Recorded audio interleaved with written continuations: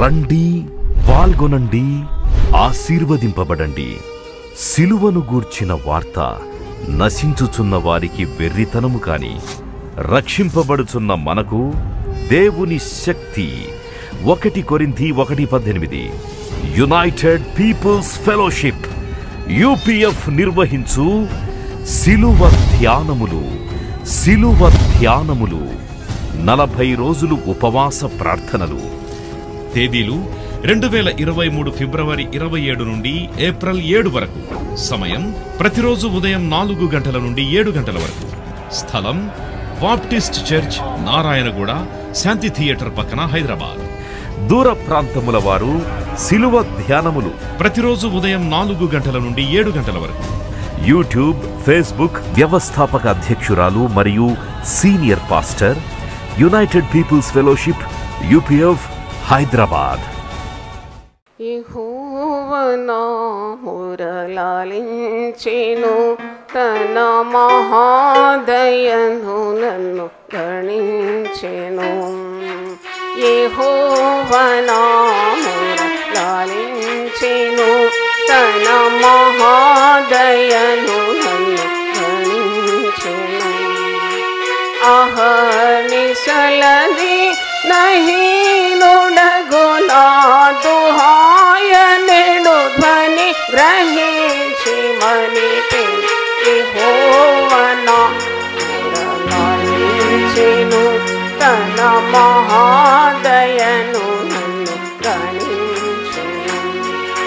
పిశాచి గడి బడగొట్టెను, తన వశాన నన్ను ప్రశాంత మధుర సువిశేష వాక్పల నిశాంతమున చేర్చి సేదది చెను. యెహోవా నా మొరలాలించెను, తన మహాదయను నన్ను గణించెను. మదావళము నామది తన ప్రదీక వ్యాఖ్యాకుశాహతి. యథేచలన్నిటి గురించి పాపపు మొదల్ నరికి దరికి చేర్చెను. యెహోవా నా మొరలాలించెను, తన మహాదయను నన్ను గణించెను. అనీతి వక్రమించెను, యేసు నాధురత్వము నా ఉంచెను.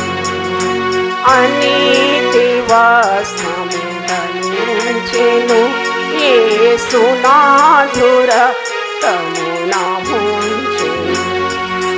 వినూత్నయాత్నమైదను నేనడు గణన్ వినన్ ప్రేమ నాకు చూపెను. యెహోవా నా మొరలాలించెను, తన మహాదయను. విలాపములకు చెవినిచ్చెను, సమకలాపములకు సెలవిచ్చెను. విలాపములకు చెవినిచ్చెను, సమకలాపములకు సెలవిచ్చెను. సితానగము పైకి లాగినను సుఖ కళావళు మనసులో నిలిపెను. యెహోవా నా మొరలాలించెను, తన మహాదయను. హల్లెలూయా. ఉపవాస ప్రార్థన చాలా శక్తి గలది. ఇది ఈరోజు నేను చేసేది 17వ ప్రసంగం. అంటే ఉపవాస ప్రార్థన అంటే అల్లాటప్పగా తీసుకోకూడదు. ఉపవాస ప్రార్థన అంటే it's nothing but concentrating on God. నేను ఎప్పుడు మీకు చెప్తూనే ఉంటాను, వాట్ ఈజ్ ఫాస్టింగ్ అంటే దేవుడు శాడిస్ట్ కాదు. నువ్వు ఆకలి మరి సహించుతూ బాధపడడం దేవునికి ఇష్టమేం లేదు, కానీ నువ్వు దేవునికి దగ్గరైపోతున్నావు అన్నమాట. అంటే ఆహారానికి దూరం అవుతున్నావు, ఈ లోకానికి దూరమై దేవునికి నువ్వేమవుతున్నావు, చేరువలో వచ్చేస్తున్నావు. దేవుని మీద గురి పెడుతున్నావు. నీ సమస్యలకు దేవుడే నీకు ఆశ్రయమని దేవుని మీద ధ్యాస పెట్టడం, concentrating on God is fasting. కాబట్టి మరి అప్పుడు నీకు ఆహారం మీద ఉండదు ధ్యాస, అది తినాలి ఇది తినాలని ఉండదు. నీ హృదయ వేదన, నీ బాధ, నీ భారం అంతా దేవుని మీద వెయ్యాలి. నాకు సహాయము దేవుడే, దేవుడు నాకు సహాయపడతాడు, నన్ను ఆశీర్వదిస్తాడు, నా పరిస్థితులన్నీ కూడా చక్కబెడతాడు, నా మనవులు ఆలకిస్తాడు, విలాపములకు ఆయన ఏమిస్తాడట, చెవినిస్తాడు. కాబట్టి ఉపవాస ప్రార్థనలో ఈరోజు మనం 17వ వర్తమానాన్ని వినబోతున్నాం. ఈరోజు ఒక ప్రత్యేకమైన వర్తమానం దేవుడు నాకు అనుగ్రహించినాడు. అదేంటంటే దేవుడు ప్రార్థన వినకపోవుట. దేవుడు ప్రార్థన వింటాడని కదా మనం వినేది, కానీ కొన్ని సందర్భాల్లో దేవుడు మన ప్రార్థన వినడు.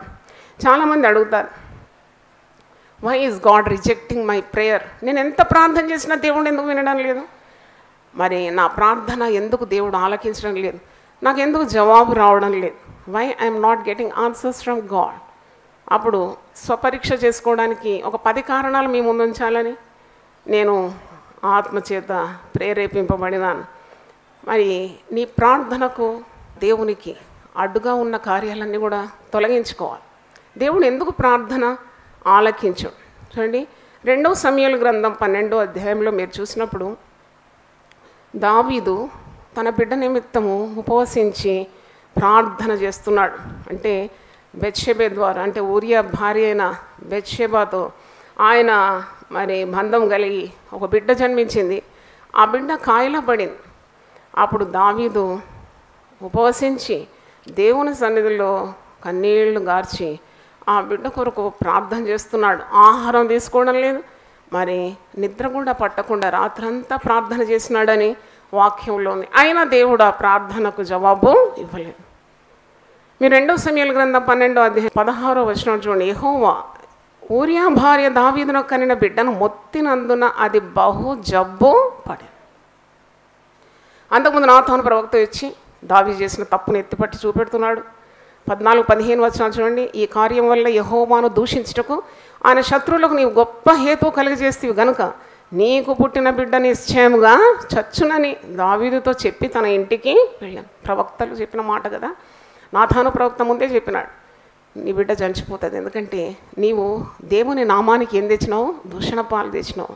నిన్ను గొర్రెల దొడ్డి నుండి మరి దేవుడు పైకెత్తి సింహాసనం మీద కూర్చోబెట్టినాడు.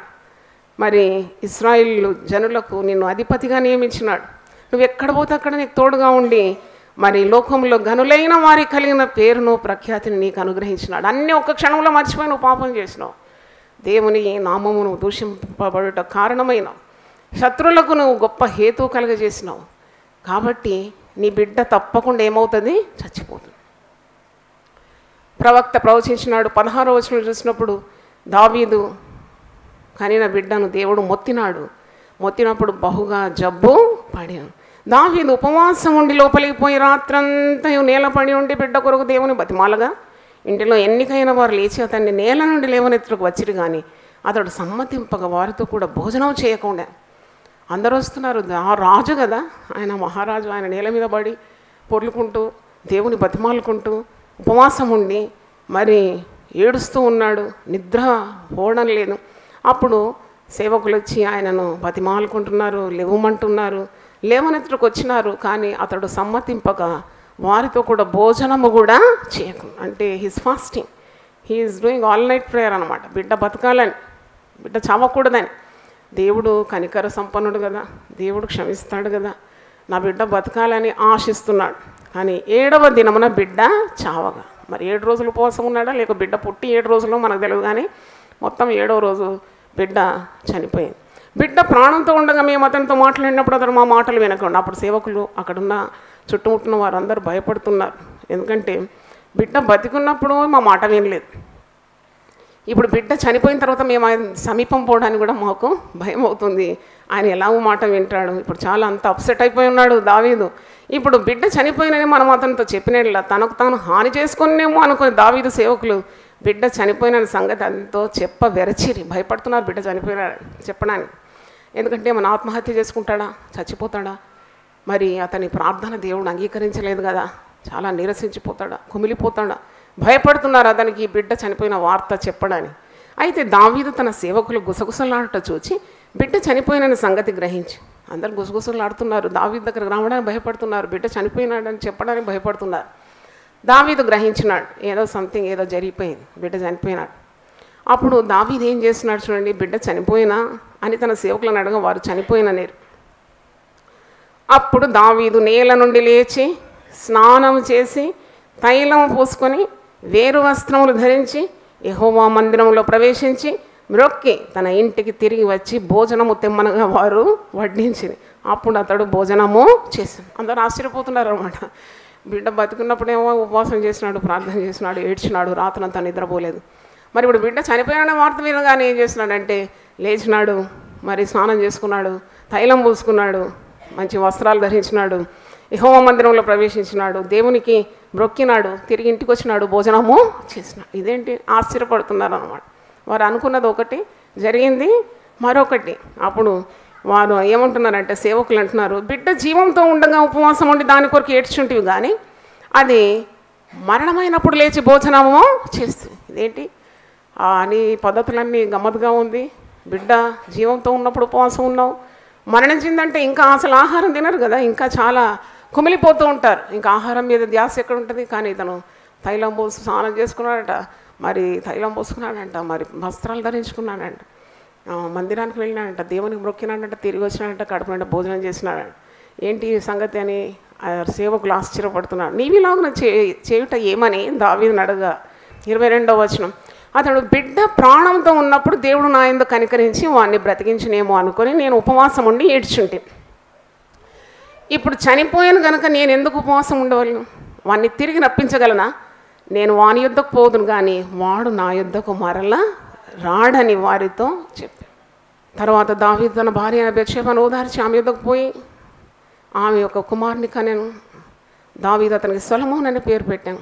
యెహోవా అతన్ని ప్రేమించి నాతానును ప్రవక్తను పంపగా అతడు యెహోవా ఆజ్ఞను బట్టి యథీధ్య అంటే యెహోవాకు ప్రియుడు అని అర్థం, యథీధ్య అంటే సొలొమోన్ అని అతనికి పేరు పెట్టాను. అంటే దీని ద్వారా మరి అర్థం చేసుకోవాలి ఒక సంగతి. ప్రార్థన చేసినాడు బిడ్డ బ్రతకాలని, బిడ్డ బ్రతకలేదు. ఎందుకు బిడ్డ బ్రతకలేదు అని నేను కొద్దిగా చదివినప్పుడు అసలు ఈ సమయంలోనే ఆయన 51వ కీర్తన రచించినాడు. 51వ కీర్తన పశ్చాత్తాపంతో కూడిన ఒక కీర్తన. అంటే చేసిన తప్పిదాన్ని దావీదు ఒప్పుకుంటున్నాడు.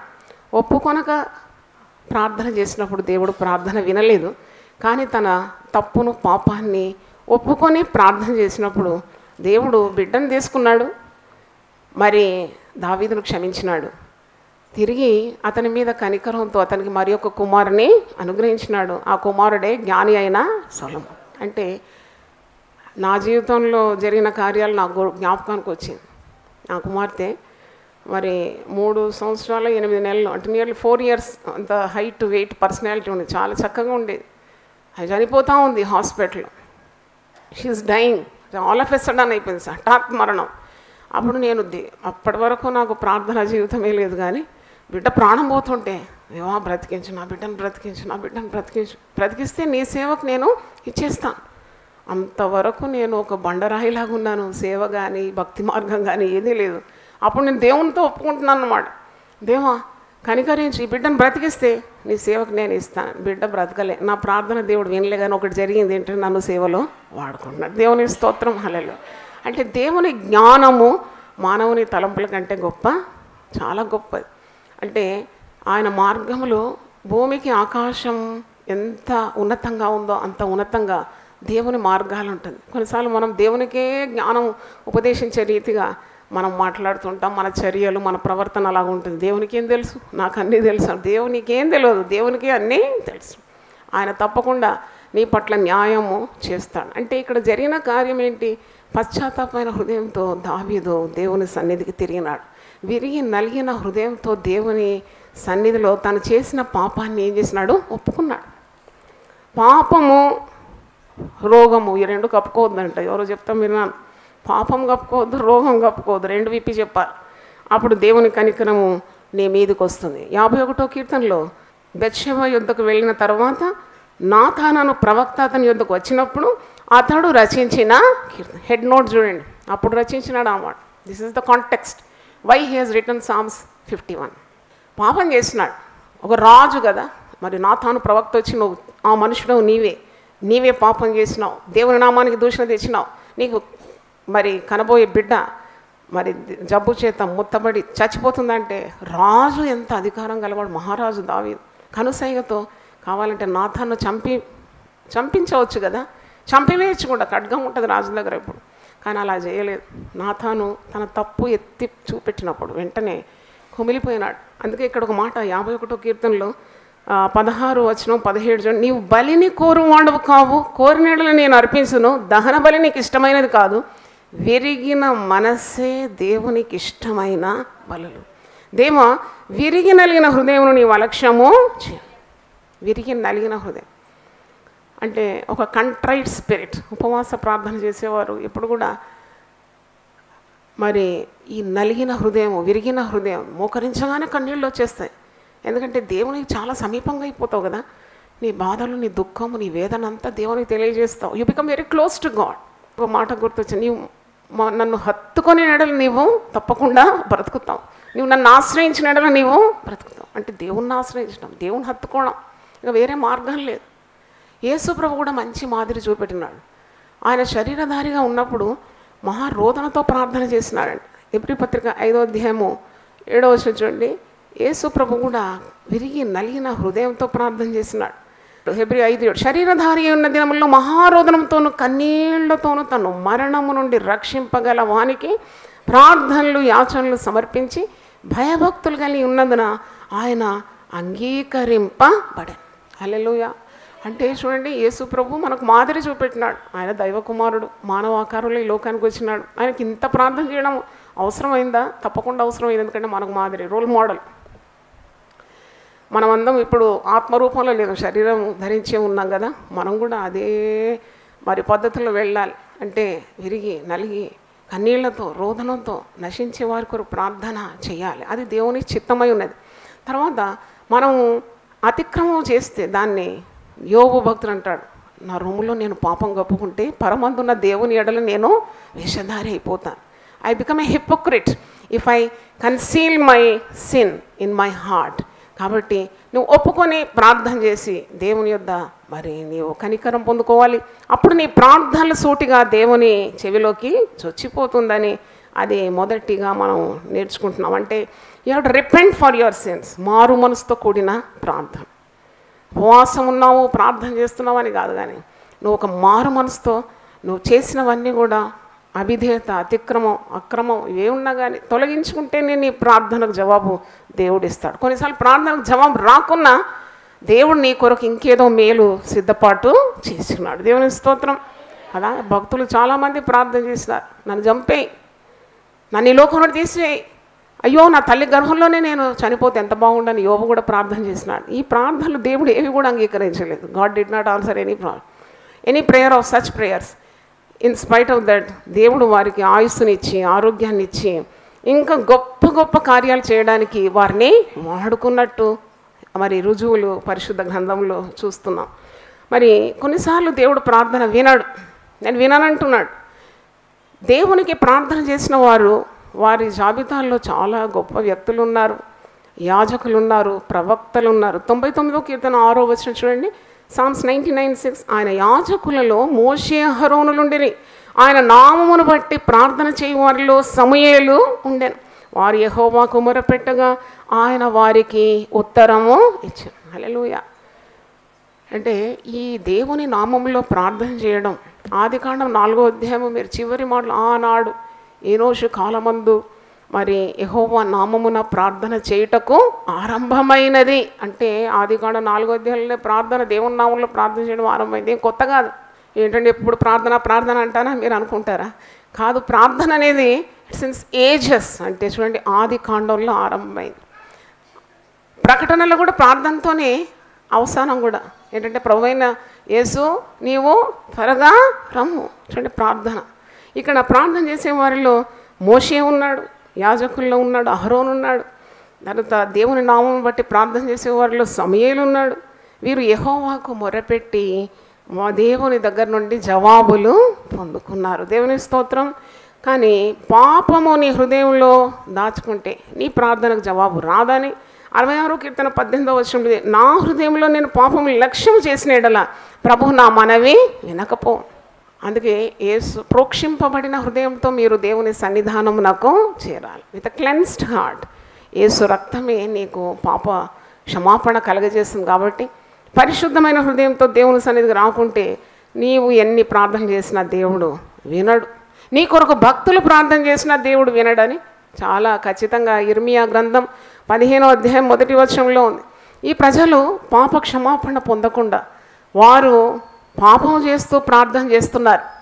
అప్పుడు దేవుడు ఒక మాట అంటాడు, ఇర్మియా 15, అప్పుడు యెహోవా నాకు ఇలాగ సెలవిచ్చాను, మోషేయు సమూయేలు నా ఎదుట నిలబడినాను, ఈ ప్రజలను అంగీకరించుటకు నాకు మనస్సు ఉండదు, నా సన్నిధి ఉండకుండా వారిని వెళ్ళగొట్టు. చూడండి, నా సన్నిధికి మీరు వస్తున్నారు కదా, మీరు అసలు రమ్మన్నవాడు ఎవడని ఏషియా 1వ అధ్యాయంలో మీరు చూస్తారు. అంటే మీరు పాపము హృదయంలో పెట్టుకుని నా సన్నిధికి వచ్చి దీర్ఘ ప్రార్థనలు చేస్తున్నారా?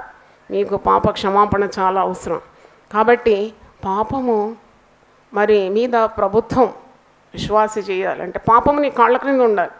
ఏ పాపం నిన్ను ఏలకూడదు. దేవుడు అట్టి శక్తి తప్పకుండా మీకు ఇస్తాడు. దేవుని స్తోత్రం. మనందరికి ఇస్తాడు. సాతాను అణగొట్టి దేవుని చిత్తాన్ని నెరవేర్చడానికి దేవుడు కృపను తప్పకుండా మనకు అనుగ్రహిస్తాడు. మరి ఒక కార్యం చూడండి, దేవుని చిత్తానికి విరోధంగా ప్రార్థన చేస్తే దేవుడు ఎప్పుడు కూడా ఆ ప్రార్థన వినడు. If you pray against the will of God. ఏంటి against the will of God? దేవుని చిత్తానికి విరోధంగా మనం ఎలా ప్రార్థన చేస్తాం?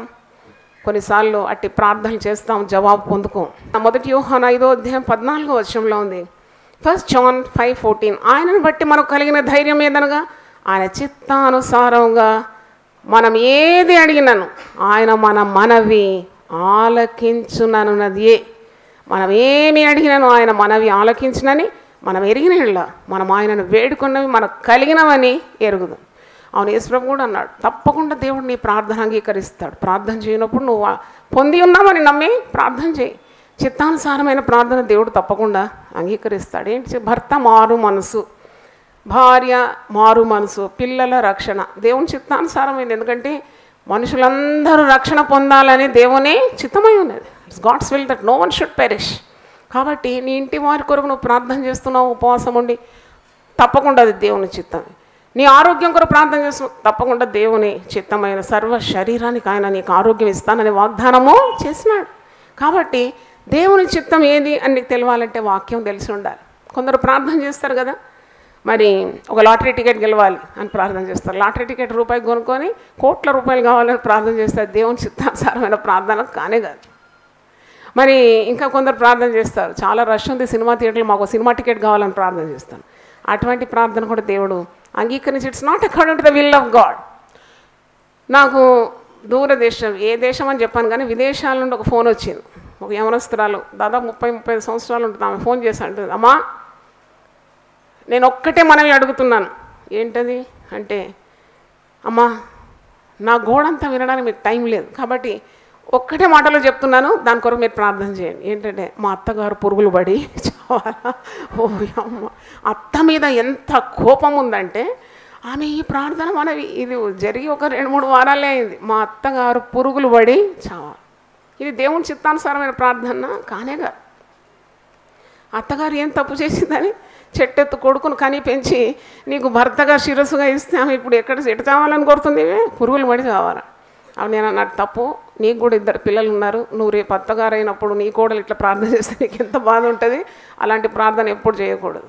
నీకు ఎంత బాధ ఉన్నా నీ అత్తను నువ్వు తల్లిలాగా చూసుకోవాలి, క్షమించాలి. ప్రార్థన చేస్తే నీ ప్రార్థనలు దేవుడు అంగీకరించి నీ పిల్లలను, నీ భర్తను, నీ కుటుంబాన్ని దేవుడు ఏం చేస్తాడు? ఆశీర్వదిస్తాడు. అది దేవుని ఫార్ములా. అది కదా పద్ధతి మనం నేర్చుకున్నది. నీ శత్రువుల సహాయంతో నీకేం అయిపోతారు? మిత్రులుగా మారిపోతారు. నువ్వు దేవుని చిత్తాన్ని నెరవేరిస్తే శత్రువులను కూడా ప్రేమించాలి. వారు హింసించినా నువ్వు వారి కొరకు ప్రార్థన చేయమని ప్రభువు నేర్పించినాడు. కనుక దేవుని చిత్తానుసారమైన ప్రార్థన చేయడం మనం నేర్చుకోవాలి. తిరుగుబాటు చేస్తూ ప్రార్థన చేస్తారు, అవిధేయత చూపుతూ ప్రార్థనలు, దీర్ఘ ప్రార్థనలు చేస్తారు. వాళ్ళని ఏమనాలి? వాళ్ళని వేషధారులు అనాలి. వేషధారులు చేసే ప్రార్థన గురించి మత్తయి సువార్త 23లో ప్రభువు చాలా అద్భుతంగా వివరిస్తాడు. వారు నిలువుటంగీలు ధరించుకుంటారు, అడ్డు దట్టి కట్టుకుంటారు, సమాజ మందిరంలో సంత వీధుల్లో నిలబడి దీర్ఘమైన ప్రార్థనలు చేస్తారు. అంటే వారి హృదయం చాలా దూరంగా ఉంటుంది దేవునికి, వారు పెదవులతో మాత్రమే ప్రార్థన చేస్తున్నారు. ఇంకో దగ్గర ప్రభు అంటున్నాడు, మీరు విస్తారంగా మరి వల్లిస్తున్నారు ప్రార్థన, కాబట్టి మీ ప్రార్థన దేవుడు విన్నాడని మీరు అనుకోకండి. మీరు మొట్టమొదట దేవునికి విధేయత చూపాలి. If you have a rebellious heart, అంటే అవిధేయత చూపెట్టినప్పుడు నీ ప్రార్థనకు జవాబు రాదు. ఎందుకంటే ఏషియా 1:15లో మాట ఉంది. ఈ మాట చూడండి, Eicher, book of Eicher 1st chapter 15th verse. మీరు మీ చేతులు చాపునప్పుడు మిమ్మల్ని చూడక నా కన్నులు కప్పుకుందు, మీరు బహుగా ప్రార్థన చేసిన నేను వినను. చాలా భయం అవుతుంది కదా ఇలాంటి మాటలు. దేవుడు వినకుంటే ఇంకెవరు వింటారు మన గోడు?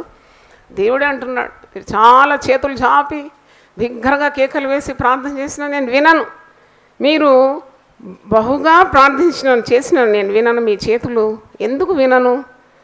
మీ చేతులు రక్తముతో నిండి ఉన్నాయి. మిమ్మల్ని కడుకొనుడి, శుద్ధి చేసుకొనుడి. అంటే మీ పవిత్రమైన హృదయము లేకుండా నా సన్నిధికి వచ్చినారు. అందుకే మీరు ప్రార్థనలు ఎంత చేసినా నేను వినను. మీరు చేతులు చాపితే నేను నా కన్నులు మూసుకుంటాను. మీరు ఎంత బహుగా ప్రార్థన చేసినా నేను వినను, ఎందుకంటే మీ హృదయాలు సరిగా లేవు. ప్రార్థన చేసి పడుకున్నాను. ఒక మంచి ఇల్లు బాగానే ఉంది, కానీ ఆ సింక్ చాలా పెద్దగా ఉంది. ముఖం కడుక్కొని చేతులు కడుక్కునే సింక్ డైనింగ్ టేబుల్ దగ్గరనే ఉంది. అది నిండా అంత మాలిన్యంతో నిండుకొని ఉంది. అప్పుడు నేను అది చూసి అనుకుంటున్నాను అన్నమాట, అబ్బా ఇంత నిండిపోయింది, ఎంత అసహ్యంగా ఉంది ఇది. కొద్దిగా అక్కడ ఆ ట్యూబ్ దగ్గర కొద్దిగా కెలికితే చాలు కదా, అంత పోతుంది. నేను పోయి ఏం చేసానంటే అది కొద్దిగా కెలికాను, మొత్తం జూయమని ఆ పవిత్రత అంతా పోయింది. దేవుని స్తోత్రం. అప్పుడు నాకు అనిపించింది, నిజమే కదా, ఇలాంటివి దేవునికి అయిష్టమైన కార్యాలు, దేవునికి అసహ్యం పుట్టే కార్యాలు మన హృదయంలో పెట్టుకొని మనం ప్రార్థన చేసి ఏదో దేవుని దగ్గర తొందరగా పొందుకోవాలని ఆశపడతాం. ఎందుకు ఇంత ఆలస్యమైంది నా ప్రార్థన?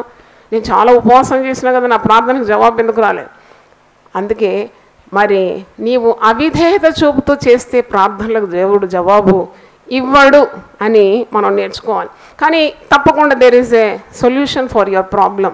18వ వచనంలో అంటున్నాడు, రండి మన వివాదము తీర్చుకుంది. మీ పాపములు రక్తం వలె ఎర్రనివైనను అవి హిమము వలె తెల్లబడును, కెంపు వలె ఎర్రనివైనను అవి గొర్రెబొచ్చు వలె తెల్లనివ్వవు. There is always a promise for those who are rebellious. చూడండి, తిరుగుబాటు చేసే వారికి వాగ్దానాలు ఉన్నాయి.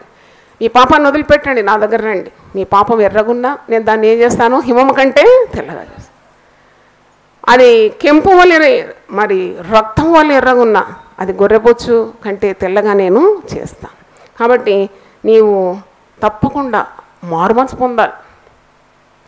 ఉపవాసం చేసేవారు, ప్రార్థన చేసేవారు, దేవునికి సమీపంగా ఉండేవారు ఎప్పుడు కూడా దేవునికి నీకు మధ్యలో ఏ పాపము అడ్డుగా లేకుండా చూసుకోవాలి. Your line should be clear. అవును, నువ్వు పాపం చేస్తే దేవుడు వినడు కదా నీ ప్రార్థన. నువ్వు ఎన్ని ప్రార్థనలు చేస్తున్నావు? ఆ ప్రార్థనలకు నువ్వు సెల్ఫ్ చెకింగ్ చేసుకోవాలి.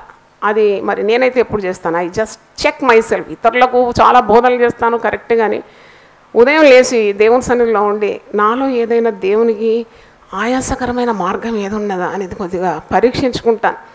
బీపీ చెక్ చేసుకుంటారా పంపు పెట్టి, బీపీ ఉందా లేదా, మరి మన హృదయంలో పాపం ఉన్నదా లేదా అని చెక్ చేసుకుంటే తప్పేమున్నది? మన ప్రార్థనలన్నిటికీ దేవుడు జవాబు ఇవ్వాలి కదా. దేవునికి స్తోత్రం. దేవుని సన్నిధికి రావాలి. దేవుని సన్నిధికి వచ్చి మీ పాపములకు పరిహారము పొందాలి. దేవుడు ఎప్పుడు కూడా రమ్మంటాడు. నన్ను చాలా ఆశ్చర్యపరిచింది, అబ్బురపరిచింది వాక్యంలో ఏంటంటే, గాడ్ సేస్ కమ్, రండి అని అంటాడు. చూడండి, అక్కడ కూడా రండి మన వివాదము తీర్చుకుందాం. ఇక్కడ యాకోబు పత్రిక 4వ అధ్యాయం 8వ వచనంలో దేవుని యొద్దకు రండి, అప్పుడు ఆయన మీ యొద్దకు వచ్చును. హల్లెలూయా. పాపం ఉంటే రా దేవుని సన్నిధికి, నీకు బాధ ఉంటే రా, మరి నీకేదైనా అసాధ్యమైన కార్యాలు ఉంటే రా దేవుని సన్నిధికి రా. పాపులారా, మీ చేతులను శుభ్రము చేసుకోండి. చేతులు అంటే క్రియలను సూచిస్తుంది. It depicts the works of a person. చేతులను పరిశుద్ధపరచుకోండి. విమనస్కులారా, మీ హృదయములను పరిశుద్ధపరచుకొనుడి. వ్యాకులపడుడి, దుఃఖపడుడి, ఏడువుడి, మీ నవ్వు దుఃఖమునకును మీ ఆనందము చింతకును మార్చుకొనుడి. ప్రభు దృష్టికి మిమ్మల్ని మీరు తగ్గించుకోండి, అప్పుడు ఆయన మిమ్మల్ని హెచ్చించు. అంటే దేవుని సన్నిధికి వచ్చి ప్రార్థన చేయాలి.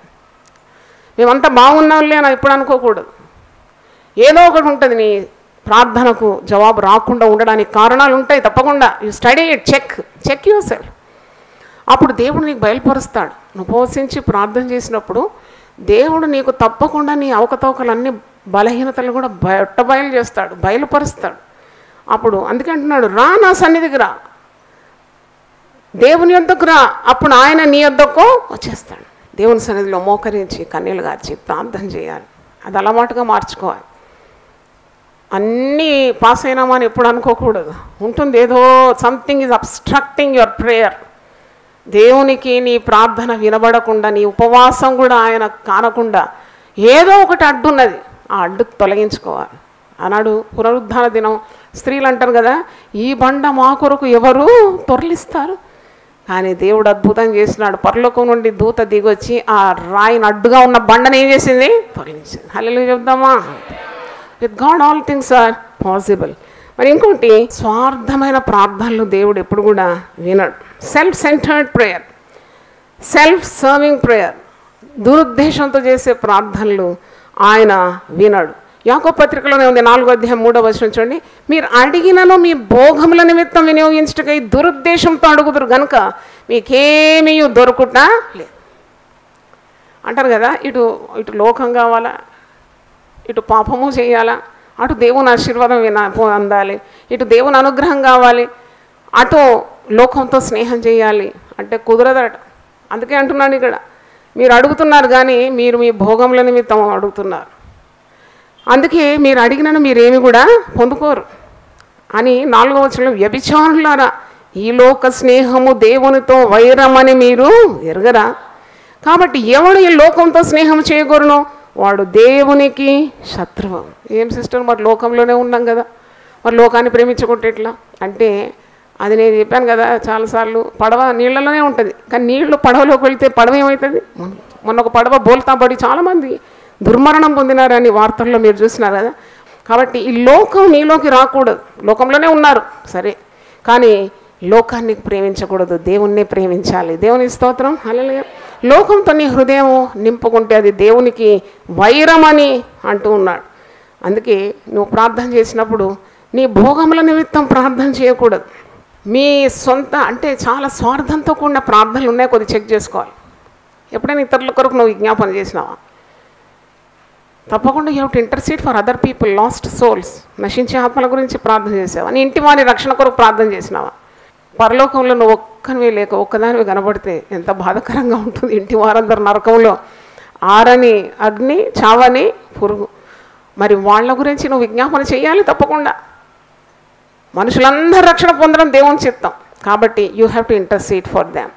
సంఘం కొరకు ప్రార్థన చేయాలి, సేవకులకు ప్రార్థన చేయాలి, దేశం కొరకు ప్రార్థన చేయాలి, నాయకుల కొరకు ప్రార్థన చేయాలి, ప్రజలందరి కొరకు ప్రార్థన చేయాలి. అట్టి ప్రార్థన దేవునికి ఇష్టము, ఆయన దృష్టికి అది చాలా యుక్తమైనదని పౌలు తన ఆత్మీయ కుమారుడైన తిమోతికి రాస్తూ ఉన్నాడు. కాబట్టి ఇంకోటి, చాలామంది వాక్యమే చదవరు, ప్రార్థనలు ఎక్కువగా చేస్తారు. వాక్యం తప్పకుండా చదవాలని మనం నేర్చుకోవాలి. ఎందుకంటే వాక్యము చదువుతున్న కొలది నీవు దేవుడు నీ వల్ల ఏం కోరుతున్నాడు, what is the thoughts of God, దేవుని మనస్సును తెలుసుకోవాలంటే వాక్యం దృష్టించాలి. వాక్యం నీతో మాట్లాడుతూ ఉంటుంది. దేవుడు ఎన్నిసార్లు మాట్లాడినా వినకుండా కొంతమంది చాలా మొండిగా ఉంటారు. అప్పుడు దేవుడు నీతో మాట్లాడాడట. నేను ఇది చదివి చాలా ఆశ్చర్యపడినాను. యెషయా గ్రంథం 1వ అధ్యాయంలో 2వ వచనంలో యెహోవా మాట్లాడుచున్నాడు, ఆకాశమా ఆలకించు, భూమి చెవి యొగ్గు. అబ్బా, ఇదేంటి ఆకాశంతో మాట్లాడుతున్నాడు దేవుడు, భూమితో మాట్లాడుతున్నాడు? ఎందుకంటే దేవుని పిల్లలు దేవుని విననప్పుడు దేవుడు ప్రకృతికి సెలవిస్తున్నాడు. అది చాలా ఆశ్చర్యంగా నాకు అనిపించింది. దేవుడు మాట్లాడుతుంటే దేవుని పిల్లలు వినడం లేదు, వారు అవిధేయత చూపెడుతున్నారు, దేవుని మాట విననులకున్నారు. దేవుడు ఏమంటున్నాడో తెలుసుకోవాలని వారికి ఇష్టం లేదు. కాబట్టి దేవుడు నేరుగా ఆకాశంతో మాట్లాడుతున్నాడు. ఆకాశమా ఆలకించు, భూమి చెవియొగ్గు. నేను పిల్లలను పెంచి గొప్పవాణ్ణిగా చేస్తుని, వారు నా మీద తిరగబడి ఉన్నారు. వాళ్ళ అవసరతల కొరకు నన్ను వెతుకుతారు, అంతే. నేను ఒక ఆపద మొక్కల సామె అయిపోయినాను, అంతే. ఆపద వచ్చినప్పుడు నా దగ్గర వస్తారు, నాకు కన్నీళ్ళు గారుస్తారు, బుర్ర పెడతారు, గుండె కొట్టుకుంటారు, తల్లడిల్లిపోతారు. కానీ వారు నాతో సరైన బంధము లేక ఉన్నారు. They don't have fellowship with me. చూడండి, ఆదికాండం 5వ అధ్యాయంలో చూస్తాం, హానోకు దేవునితో నడిచినాడంట, నోవహు దేవునితో నడిచినాడంట, అబ్రహాము దేవునికి స్నేహితుడైపోయినాడు. అటువంటి బంధము తప్పకుండా విశ్వాసికి కావాలి. ఉపవాస ప్రార్థన అట్టి బంధాన్ని నెలకొల్పుతుంది. ఏదో మరి తక్కువగా అంచనా వేయదు ఉపవాస ప్రార్థన అంటే. ఉపవాస ప్రార్థన అంటే మరి చాలా శక్తివంతమైనది, గ్రేట్ పవర్. తప్పకుండా దాని ఫలం నీ జీవితంలో చూస్తావు. దేవుని స్తోత్రం, హల్లెలూయా. You will see the results in your life. మరి అట్టి ఉపవాస ప్రార్థన ద్వారా నీవు దేవునికి చాలా సన్నిహితమైన బంధం పెంచుకుంటావు. కొందరు ఉపవాసిస్తారు పేరుకు మాత్రమే, ఒక పూట కూడా ఉపవాసం ఉండడం వాళ్ళకి శక్తి ఉండదు. వెంటనే మరి ఎప్పుడు 3 అవుతుంది, ఎప్పుడు మింగేయాలి, ఎప్పుడు ఇంటికి పోవాలి, అబ్బా ఎప్పుడు మొత్తం ఈరోజు తినేది అంతా కూడా క్వాంటిటీ ఒకటేసారి తినేద్దాం, అది ఉపవాసం కాదు. Definitely you should conquer that with your willpower. చూడండి, దేవుడు ఆత్మ ఫలంలో నిగ్రహ శక్తి ఇచ్చినాడు, విల్ పవర్ అనమాట. నీకు చేత కదంటే అది కూడా ప్రార్థన చేయాలి. ఉపవాసం ఉండడానికి నాకు వల్ల కావడం లేదంటే you pray for even that request, that need. ఏవో నాకు ఉపవాసం ఉండడానికి నీవు శక్తిని ఇచ్చి, తప్పకుండా దేవుడు నీకు శక్తిని ఇస్తాడు. దేవుని స్తోత్రం. మరి ఇక్కడ దేవునికి అవిధేయత చూపెట్టొద్దంటే నువ్వు దేవుని వాక్యాన్ని బాగా చదవాలి, దేవుని మాటను వినాలి. దేవుని మాటలు వినకుండా చెవులు మూసుకునే వాని ప్రార్థన దేవునికి హేయము అని సామెతలు 28:9 ఉంది. దేవుని ధర్మశాస్త్రం విననొల్లకుండా వాడు చెవులను మూసుకుంటాడు, అట్టి వాని ప్రార్థన దేవునికి హేయం. అంటే you have to hear God's word. చూడండి, ధర్మశాస్త్రం వినబడకుండా చెవిని తొలగించుకుని వాని ప్రార్థన హేయం. వినటం వల్ల మనకేం కలుగుతుంది? విశ్వాసం. వినటం వల్ల విశ్వాసం. దేవుని మాట వింటూ ఉండాలి. నీవు టీవీ దేవగానే సినిమా పాటలు వినాలని చాలామందికి ఇష్టం కదా, పిచ్చి పిచ్చి సీరియళ్ళు చూడాలని ఇష్టపడుతూ ఉంటారు. దాంట్లో దేవుని మాటలు ఎక్కడ ఉంటాయి? మంచి భక్తులు అంటే మీరు ఏరికోరి భక్తులను సెలెక్ట్ చేసుకోవాలి. ఇప్పుడు టీవీలో డబ్బు ఉన్న వారందరూ మాట్లాడుతున్నారు, అది దేవుని మాటలు కాదు. డబ్బు ఉన్నా లేకున్నా కొందరు భక్తులను దేవుడు ఏర్పరచుకున్నాడు తన ప్రజల కొరకు. అట్టి వారి మాటలు ఎప్పుడు కూడా మీరు వినాలి. Take time out to listen to God's word, take time out to read God's word. అప్పుడు నీ ప్రార్థనలు దేవుని సన్నిధిలో తప్పకుండా చేరుతుంది. ఎందుకంటే దేవుని వాక్యం వినటం ద్వారా విధేయత నీకు కలుగుతుంది. దేవుని భయపడతావు.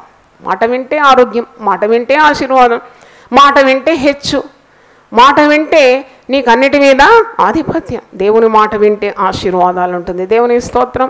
చాలామంది ప్రార్థన చేస్తారు కానీ ఇతరులను క్షమించే స్వభావము ఉండదు. కొన్నిసార్లు కష్టం. It's not so easy to forgive others. చూడండి, నీకు చాలా కీడు చేసిన వాళ్ళను క్షమించాలంటే కొద్ది చాలా కష్టతరమైన పని. కానీ ప్రభువును మనం ఆధారం చేసుకొని అట్టి వారి గురించి ఉన్న మరి ఆ వ్యసనము మన హృదయంలో నుండి తొలగించుకుంటేనే మన ప్రార్థనలు దేవుడు వింటాడు. దేవుని స్తోత్రం. Definitely some people might have hurt you to the core. నా సేవా జీవితంలో, కుటుంబ జీవితంలో కూడా ఇది నేను ఎదుర్కొన్నాను. ఏంటంటే చాలా గాయము కలిగినప్పుడు కూడా నాకు వెంటనే ఈ మాట గుర్తుకొచ్చేది, ఐ హ్యావ్ టు ఫర్గివ్. నేను క్షమించాలి. నేను క్షమించకుంటే నా ప్రార్థన దేవుడు వినడు. క్షమించకుండా నేను ప్రజల కొరకు ప్రార్థన చేసిన దేవుడు వినడు. ఇది అడ్డుగా ఉండకూడదు. I have to forgive. కొన్నిసార్లు చాలా గ్రీఫ్ ఇన్ ద హార్ట్, వ్యసనం వచ్చేసింది. అప్పుడు కూడా దేవుడు నాతో మాట్లాడినాడు. 37వ కీర్తన 8వ వ్యసన పడకుమో, అది కీడుకే కారణం. మరలా చేశారు కదా, 20 సంవత్సరాల ముందు అలాగైంది, మొన్న ఇలాగైంది, అప్పుడు ఇలాగైంది, నన్ను ఎంత బాధ పెట్టినారో మీకు తెలుసా అని అంటారు కదా. ఇవన్నీ కూడా తొలగించుకోవాలి. ఎందుకంటే మార్క్స్ వార్త 11వ అధ్యాయం 25వ వచనంలో ఒక మాట ఉంది. మార్క్ 11:25, మీరు ఒకరి మీద విరోధం ఏమైనా కలిగి ఉన్న ఎడల మీరు నిలవబడి ప్రార్థన చేయనప్పుడెల్లను వాన్ని క్షమించు, అప్పుడు పరలోకమందున మీ తండ్రి మీ పాపములు క్షమించు. మన రుణస్తులను మనం క్షమించులాగానే దేవుడు మన రుణములను కూడా క్షమిస్తాడని మత్తయి సువార్త 6వ అధ్యాయంలో మనం చూస్తున్నాం. కాబట్టి అన్ఫర్గివింగ్ హార్ట్, అన్ఫర్గివింగ్ స్పిరిట్ ఉంటే వెంటనే యేసు రక్తమందు కడగబడాలి. అంటే ఉపవాసం ఉంటున్నావు, ప్రార్థన చేస్తున్నావు, మరి ఈ ప్రార్థనకు జవాబు రావడం లేదంటే you have to check all these things whether you are right in the sight of God. కాబట్టి ఎవరి మీద ఉంది నీకు బాధ, ఆ వ్యసనం తొలగించుకోవాలి. కొన్నిసార్లు మనము క్షమిస్తూ ఉంటే వారు చాలా చులకనగా చూసుకుంటారు కదా. ఓహో అట్టి వారి దగ్గర ఎక్కువ వారి జోలికి పోకుండా మనసులో మాత్రం ఏ కపటం లేకుండా దేవుని సన్నిధిలో ప్రార్థిస్తే సరిపోతుంది. ఎందుకంటే నువ్వు పోయి పైబడి వారితో మాట్లాడితే వారు ఇంకా 2 మొట్టకాయలు వేసి పంపిస్తారు కదా. ప్రశస్తమైంది కుక్కలకు పెట్టకూడదు, పందుల ముందు నీ ముత్యము వేయకూడదు. జాగ్రత్తగా ఉండాలి. హృదయంలో వారి గురించి మరి విరోధ భావం లేకుండానే కొద్ది దూరం పెట్టే వాళ్ళని దూరం పెడితే నీకు అన్ని సమస్యలు తగ్గుతుంది. కానీ వారి మీద ఏ విరోధ భావం నీకు ఉండకూడదు. వారికి క్షమించమనే ప్రార్థన చేయాలి. దేవుని స్తోత్రం, హల్లెలూయా. ఎందుకంటే they take advantage of your goodness. అట్టి పరిస్థితుల్లో చాలా జ్ఞానం కలిగి ఉండాలి.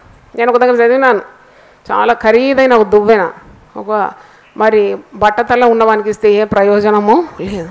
ఎందుకంటే చాలా ఖరీదు, ఇది చాలా ఖరీదు, పెట్టుబడి పెట్టినాను కానీ ఒక ప్రయోజనం లేదు. This no use. కాబట్టి విలువైంది, క్షమాపణ కూడా చాలా విలువైంది. నువ్వు తప్పకుండా క్షమించాలి. తప్పకుండా నీ హృదయంలో ఏ వ్యసనం ఉండకూడదు. వారి కొరకు పైగా ప్రార్థన కూడా చేయాలి. ఎందుకంటే నీ ప్రార్థనలకు అడ్డుగా ఉంటుంది నీ కోపము, నీ క్షమింపలేని స్వభావం. కాబట్టి తొలగించుకోవాలి. At the same time you to behave very wisely. దేవుని స్తోత్రం. కుటుంబంలో కూడా సమాధానం లేకుంటే దేవుడు ప్రార్థన వినడాడు. ఫ్యామిలీ డిస్కార్డ్ చూడండి, భార్యాభర్తల మధ్యలో సమాధానం లేదు, పిల్లలతో సమాధానం లేదు. కొందరు తల్లులు పిల్లలతో మాట్లాడుకుంటూ కొన్ని సంవత్సరాలు మాట్లాడుకుంటూ ఉంటారు. నాకు ఇంతవరకు అర్థం కాలేదు, అది ఎలాగుంటుందో తెలియదు. మరి సమాధానం చాలా చాలా ప్రాముఖ్యమైనది. అది పొందుకోవాలి అంటే ఇప్పుడు అంత పర్ఫెక్ట్ అని మనం ఏం చెప్పలేము.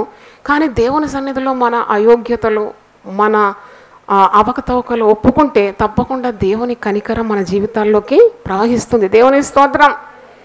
నువ్వు ప్రార్థన చేయాలి. You have to pray for certain situations when you cannot have piece. నాకు అనిపిస్తుంది యేసుప్రభు పుట్టుకలోనే భూమి మీద తనకు ఇష్టమైన వారికి సమాధానం. హల్లెలూయా. సర్వోన్నతమైన స్థలంలో దేవునికి మహిమ, భూమి మీద తనకు ఇష్టమైన వారికి సమాధానం లేదు అని అంటే మనం ఆయనకి ఇష్టమైన ప్రవర్తన కలిగి ఉన్నామా అని ఒకసారి చెకింగ్ చేసుకోవాలి.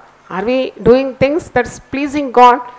ఒట్టి ఉపవాసం చేస్తున్నాం, ప్రార్థన చేస్తున్నాం, కానీ దేవునికి ఇష్టమైన ఉపవాసం చేస్తున్నామా? దేవునికి అసహ్యం పుట్టే ఉపవాసం చేస్తున్నామా? అది మనము చాలా గమనించాలి. 1 పేతురు 3:7 ఒక మాట ఉంది, అటువలే పురుషులారా జీవమన కృపావరంలో మీ భార్యలు మీతో పాలివారై ఉన్నారనేది ఎక్కువ బలహీనమైన ఘటమని భార్యను సన్మానించి మీ ప్రార్థనలకు అభ్యంతరము కలగకుండానట్లు జ్ఞానం చొప్పున వారితో కాపురము చేయండి. కొందరు భర్తలు 24 గంటలు తిడతారండి. అది ఏం మోసం అర్థం కాదు. ఏ చెప్పు కింద తేలిలాగా నడిచేస్తూ ఉంటారు. అది అట్టి వారు ప్రార్థన చేస్తే దేవుడు ఆ ప్రార్థన వింటాడా? వినాడు. ఎందుకంటే భార్య నీ సొంత శరీరం వల్లే నువ్వు ప్రేమించాలి. క్రీస్తు సంఘాన్ని ప్రేమించినాడు. ఎలాగంటే తన ప్రాణము పెట్టినాడు. అలాగే ప్రేమించాలి నీ భార్యను. నువ్వు భార్య అంటే ఏదో దాసిరాగా అణిచి చెడ్డ మాటలు బూతులు తిడుతూ కొందరు కొడుతూ ఉంటారు. ఖబర్దార్, యూపీఎఫ్లో ఎవరైనా కొట్టినారంటే ఎవరు కొట్టకూడదు పురుషులు స్త్రీలను. ఎందుకంటే స్త్రీ సొంత శరీరంగా నువ్వు ప్రేమించాలి. అది బాధ్యత నీది. నువ్వు భార్యను కొడుతూ తిడుతూ చెడ్డ మాటలు బూతులు తిడుతూ మళ్ళీ ఉపవాస ప్రార్థన చేస్తే నీ ప్రార్థన దేవుడు వింటాడా? వినడు. అందుకే ఇక్కడ పేతురు అంటున్నాడు, నువ్వు జ్ఞానం కలిగి నీ భార్యతో కాపురము చేయాలి. ఎందుకంటే జీవమను కృపావరంలో మీ భార్యలు మీతో పాలివారై ఉన్నారని ఎరిగి ఎక్కువ బలహీనమైన ఘటమని భార్యను సన్మానించి మీ ప్రార్థనలకు అభ్యంతరము కలగకుండానట్లు జ్ఞానము చొప్పున వారితో కాపురము చేయి. The most week fellow will beat his wife. నన్ను అడిగితే ఆయన బలహీనుడు అన్నమాట. మానసికంగా మరి రోగి అనాలి, బలహీనుడు అనాలి. భార్యను కొట్టేవాడు. భార్యను కొట్టడానికి వీలు లేదు. ఇప్పుడు ప్రస్తుత చట్ట ప్రకారము even a cruel word to your wife is punishable. నీ భార్యతో నువ్వు కఠినంగా మాట్లాడితే కూడా, చెడ్డ మాట మాట్లాడితే కూడా అది కేసు అయిపోతుంది. కాబట్టి చాలా జాగ్రత్తగా మెలగాలి. ఇది అంత వాక్యంలో ఉంది. అందుకే వాక్యం చదవాలి. వాక్యం చదివితే మన అడుగులు జారు. హల్లెలూయా. కాబట్టి చూడండి, నీ ప్రార్థన వినాలి అంటే కుటుంబంలో సమాధానం కొరకు ప్రయత్నించాలి. సమాధానం ఉండదు. సాతానుడు ఎప్పుడు కుటుంబాలను చీల్చడానికి సిద్ధంగా ఉంటాడు. కుటుంబం అనేది దేవుడు పెట్టిన వ్యవస్థ. దాంట్లో పాపం ప్రవేశిస్తుంది, పరస్త్రీ వ్యామోహాలు వస్తాయి. కొన్నిసార్లు భార్య పాపంలో, పురుషుడు పాపంలో పడిపోతున్నాడు. ఆ శాపం అంత పిల్లల మీదకి వస్తుంది.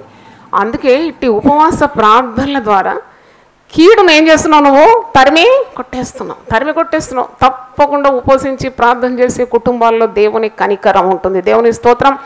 అతడు నన్ను ప్రేమించున్నాడు గనక నేను అతన్ని తప్పిస్తాను.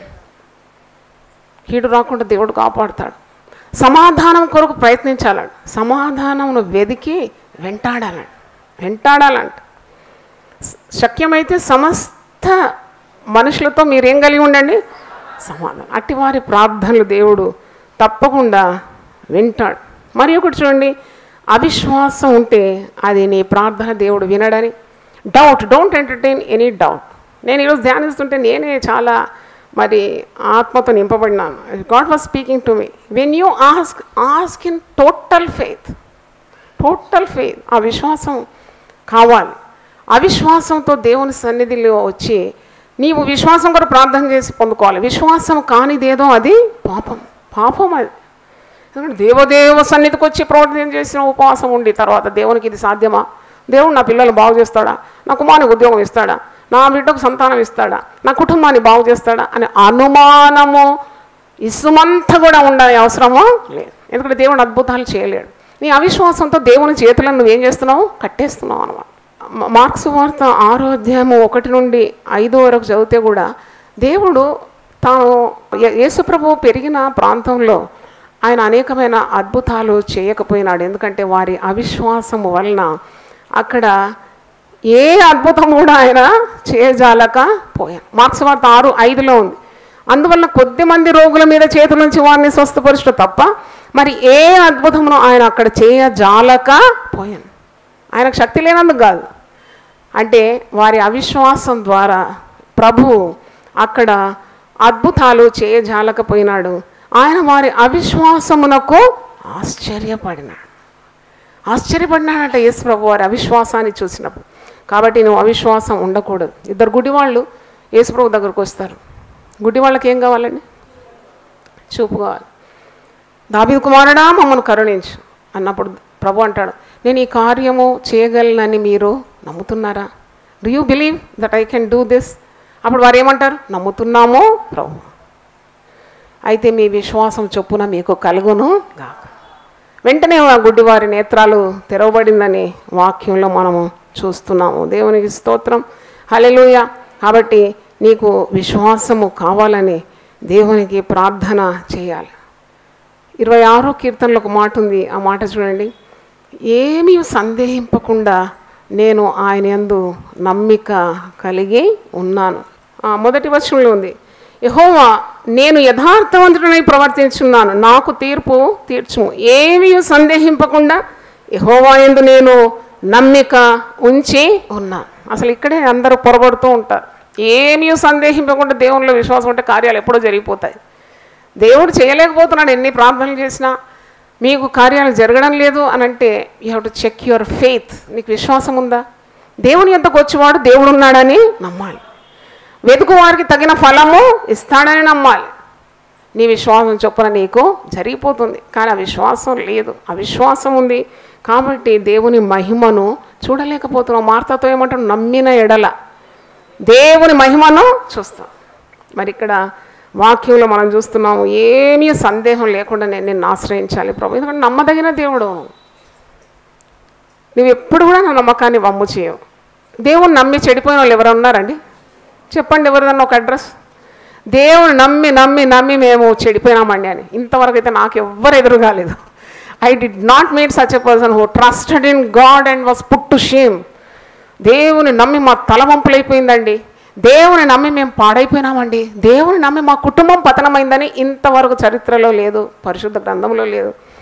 ఆయన తోటి చూడగా వారికి వెలుగు కలిగాను, వారి ముఖములు ఎన్నడూ లజ్జింపకపోయాను. హల్లెలూయా, హల్లెలూయా. కాబట్టి ఏమీ సందేహింపకుండా నువ్వు దేవుణ్ణి ఆశ్రయించాలి. హోసేయ గ్రంథంలో మరి ఒక మాట ఉంది, 12:6లో ఆ మాట చూస్తారు.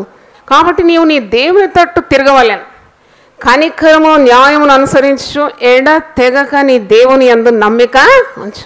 ఎడ తెగక అంటే there should not be any break. Consistently keep on trusting God. హల్లెలూయా.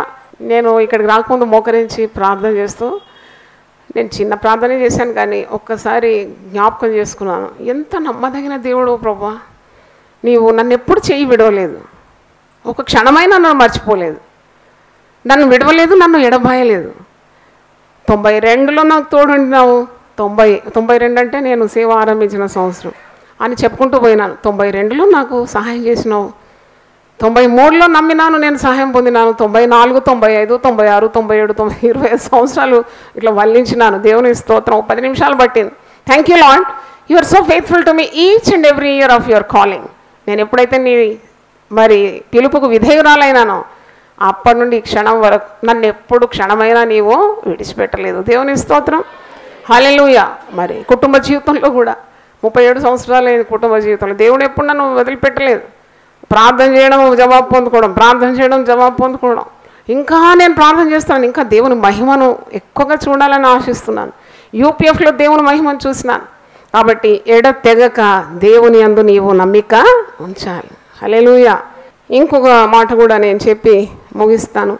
అదేంటంటే, నీవు నీ హృదయంలో మరి దేవునికి అసహ్యం పుట్టించు విగ్రహములను నీ హృదయంలో ఉంచుకుంటే దేవునికి నీ ప్రార్థన వినబడదట. ఎజెకియల్ గ్రంథం ఒకసారి తీయండి, 14వ అధ్యాయం 3వ వచనంలో ఉంది.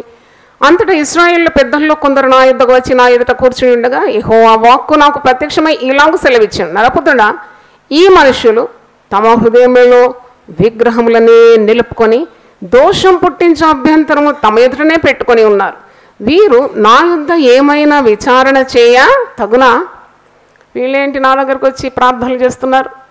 వీళ్ళు నాకంటే డబ్బును ఎక్కువ ప్రేమిస్తున్నారు, నాకంటే వారి ఇంటి వారిని ఎక్కువ ప్రేమిస్తున్నారు, నాకంటే ఏదో ఒక వ్యక్తిని వారి హృదయంలో ఆరాధిస్తున్నారు. నేను రోషం గల దేవుడను కదా. వారు పూర్ణ హృదయంతో, పూర్ణ వివేకంతో, పూర్ణ బలంతో నన్ను వెతకాలి, నన్ను ప్రేమించాలి. అట్టివారి ప్రార్థనలు నాకు చాలా ఇంపుగా ఉంటుంది, నాకు శోభస్కరంగా. మీకు యథార్థవంతుల ప్రార్థన వారికి శోభస్కరం అంట. దేవుని స్తోత్రం. స్తుతి చేయుట కూడా యథార్థవంతులకు శోభస్కరం. దేవునికి మరి నీకు మధ్యలో ఉన్న ఏ వ్యక్తి అయినా, ఏ వస్తువు అయినా దాన్ని తొలగించుకోవాలి. అప్పుడు your line will be clear to God. అవును, God should be your entire property. అందుకే భక్తులు అంటారు, దేవుడే నాకు పాలు, దేవుడే నా స్వాస్థ్యం. ఆయన తన స్వాస్థ్యాన్ని ఎప్పుడు కూడా విడనాడాడు. 94వ కీర్తన 14వ వచనం, యెహోవా తన ప్రజలను ఎడబాయివాడు కాడు, తన స్వాస్థ్యమును విడనాడు వాడు కాడు. హల్లెలూయా, హల్లెలూయా. కాబట్టి ఈరోజు దేవుడు నీతో మాట్లాడిన మాటలన్నీ హృదయంలో భద్రం చేసుకో. Mere fasting, mere prayer won't do. You have to remove all the obstacles. దేవునికి నీకు అడ్డుగా ఉన్న ప్రతి కార్యాన్ని తొలగించుకొని పవిత్రమైన హృదయంతో దేవుని సన్నిధిలో మోకరించినప్పుడు, అంటే ప్రోక్షింపబడిన హృదయం, అంటే యేసు రక్తమందు కడగబడిన తలతలమని మెరవాలి నీ హృదయం. దేవుని స్తోత్రం. స్ఫటికంగా ఉండాలి కదా. పాపాన్ని గూడు కట్టుకొని ఆ దేవునికి అయిష్టమైన కార్యాలన్నీ గుండెలో గూడు కట్టుకొని దేవుని సన్నిధిలో ఉపవాసం ఉంటే లాభం లేదు. ఉపవసించడం, ప్రార్థన చేయాలి. లార్డ్ గివ్ మీ ఏ క్లీన్ హార్ట్. దావీదు భక్తుడు 51వ కీర్తన 10వ వచనంలో ఒక ప్రార్థన చేస్తారు, దేవా నా యందు శుద్ధ హృదయము కలగజేయి, నన్ను కడుగు, నన్ను బాగా కడుగు, శుద్ధ హృదయం నాకు, నీ పరిశుద్ధాత్మను నా యుద్ధ నుండి తీసివే. అందరూ ఒకసారి లేచిబడి ప్రార్థన చేసుకుందాం. ఉపవాసం ఉన్నారు. దేవునికి మీకు అడ్డుగా ఉన్న ప్రతి అవినీతిని, అక్రమాన్ని, అవిధేయతను తొలగించుకోవాలి. అప్పుడే నీ ప్రార్థన వినబడుతుంది. లేకుంటే ఎన్ని సంవత్సరాలు ప్రార్థించినా ఆయన చెవులకు నీ ప్రార్థన వినబడదు. పైగా నీ ప్రార్థనని హేయంగా మారిపోతుందని వాక్యంలో చూస్తున్నాం. దేవా మమ్మల్ని మన్నించు నాయన, క్షమించు ప్రభు, నీ రక్త ప్రోక్షణ మాకు దయచేయండి. మా హృదయములను నీవు పవిత్రపరచండి. హృదయంలో ఏ డాగు, ముడత, మచ్చ, కళంకము లేకుండా నీ రక్తం చేత మమ్మల్ని పవిత్రపరచండి, పరిశుద్ధపరచండి. తల్లి, యథార్థంగా ప్రవర్తించే వారికి ఏ మేలు చేయక మానవునైనా పవిత్రుల ప్రార్థన నీకు అంగీకారం అయినా, నీకు స్తోత్రం. పరిశుద్ధమైన ప్రార్థనని సన్నిధిలో ధూపార్తిగా నిలబడుతుంది ఆయన. అవును ప్రభువా, నీకు స్తోత్రం, స్తోత్రం. ప్రతి హృదయాన్ని కడుగుమని ప్రార్థిస్తున్నాను. పరిశుద్ధ సంఘంగా మా సంఘం ఉండాలని మేము ప్రార్థిస్తున్నాం. చేసే ఉపవాసం, ప్రార్థనలు నీకు అంగీకారంగా ఉండాలి నాయనా. నీకు ఆయాసకరమైన మార్గం ఉంటే దయతో మన్నించండి. మా నోటి మాటలు, మా హృదయ అభిలాషలు తండ్రి, మా హృదయ ఆలోచనలు నీకు విరోధంగా ఉంటే మమ్మల్ని మన్నించమని ప్రార్థన చేస్తున్నాం. ప్రభువా నీకు స్తోత్రం, స్తోత్రం, స్తోత్రం తండ్రి. ఎన్నో సంవత్సరాల నుండి కనిపెట్టేవారు ఉన్నారు. ఆయన ప్రార్థనకు తప్పకుండా జవాబు నువ్వు ఇస్తావునైనా. పిల్లలను దీవిస్తావు ప్రభువా, ఆశీర్వదిస్తావు. ఇంటి యావత్తును సమాధానంగా ఉంచుతావు తండ్రి. నా పేరిట మీరు నన్ను ఏమడిగినా నేను దాన్ని చేస్తానన్నావు. అవును ప్రభువా నీకు స్తోత్రం. మేము నమ్ముతున్నాము. ఈ ప్రార్థనలు నువ్వు అంగీకరించి ప్రతి కుటుంబాన్ని నువ్వు ఆశీర్వదిస్తావు. మా సంఘాన్ని దీవించండి. టీవీ ద్వారా వింటున్న వారిని కూడా మీరు ఆశీర్వదించండి. ఉపవాస ప్రార్థన యొక్క శక్తిని వారికి బయలుపరచండి నాయన. గొప్ప కార్యాలు మేము చూడాలని యేసు నామములో అడుగుతున్నాను తండ్రి. ఆమేన్, ఆమేన్. హల్లెలూయా, హల్లెలూయా, హల్లెలూయా. దేవుని వాళ్ళ సమృద్ధిగా దీవించును గాక. ఆమేన్. రండి, పాల్గొనండి, ఆశీర్వదింపబడండి. సిలువను గూర్చిన వార్త నశించుచున్న వారికి వెర్రితనము కాని, రక్షింపబడుచున్న మనకు దేవుని శక్తి. 1 కొరింథీ 1:18. యునైటెడ్ పీపుల్స్ ఫెలోషిప్ UPF నిర్వహించు సిలువ ధ్యానములు. 40 రోజులు ఉపవాస ప్రార్థనలు. తేదీలు 2023 ఫిబ్రవరి 27 నుండి ఏప్రిల్ 7 వరకు. సమయం ప్రతిరోజు ఉదయం 4 గంటల నుండి 7 గంటల వరకు. స్థలం బాప్టిస్ట్ చర్చ్, నారాయణగూడ, శాంతి థియేటర్ పక్కన, హైదరాబాద్. దూర ప్రాంతముల వారు సిలువ ధ్యానములు ప్రతిరోజు ఉదయం 4 గంటల నుండి 7 గంటల వరకు. యూట్యూబ్, ఫేస్బుక్ మరియు జూమ్ ద్వారా పాల్గొనవచ్చును. Zoom meeting ID 9550504718. పాస్కోడ్ 7777. వివరములకు 9550504718, 9030757571 నంబర్లను సంప్రదించగలరు. అందరికీ ఆహ్వానము. ఆహ్వానించువారు ప్రభువు దాసురాలు జాయ్ చెరియన్ గారు, వ్యవస్థాపక అధ్యక్షురాలు మరియు senior pastor, United Peoples Fellowship UPF, Hyderabad.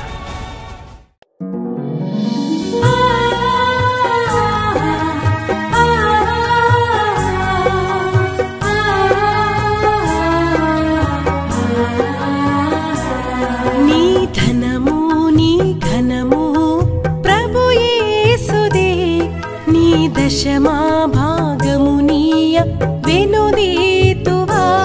నీ ధనము నీ ఘనము ప్రభు యేసుదే, నీ దశమా భాగమునీయ వెనుదీతువా. ధరలోన ధనధాన్యములనీయగా కరుణించి కాపాడి రక్షింపగా. ధరలోన ధనధాన్యములనీయగా కరుణించి కాపాడి రక్షింపగా. పరలోకనాదుండు నీకీయగా మరి యేసు కొరకీయ వెనుదీతువా. పరలోకనాథుండు నీకీయగా మరి యేసు కొరకీయ వెనుదీతువా. నీ ధనము నీ ఘనము ప్రభు యేసుదే, నీ దశమా భాగమునీయ వెనుదీతువా. పాడి పంటలు ప్రభువు నీకీయగా కూడు గుట్టలు నీకు దయచేయగా. పాడి పంటలు ప్రభువు నీకీయగా కూడు గుట్టలు నీకు దయచేయగా. వీడంగ ప్రభు యేసు నామంబును గడువేల ప్రభుకీయను క్రైస్తవా. వేడంగ ప్రభు యేసు నామంబును గడువేల ప్రభుకీయను క్రైస్తవా. నీ ధనము నీ ఘనము ప్రభు యేసుదే, నీ దశ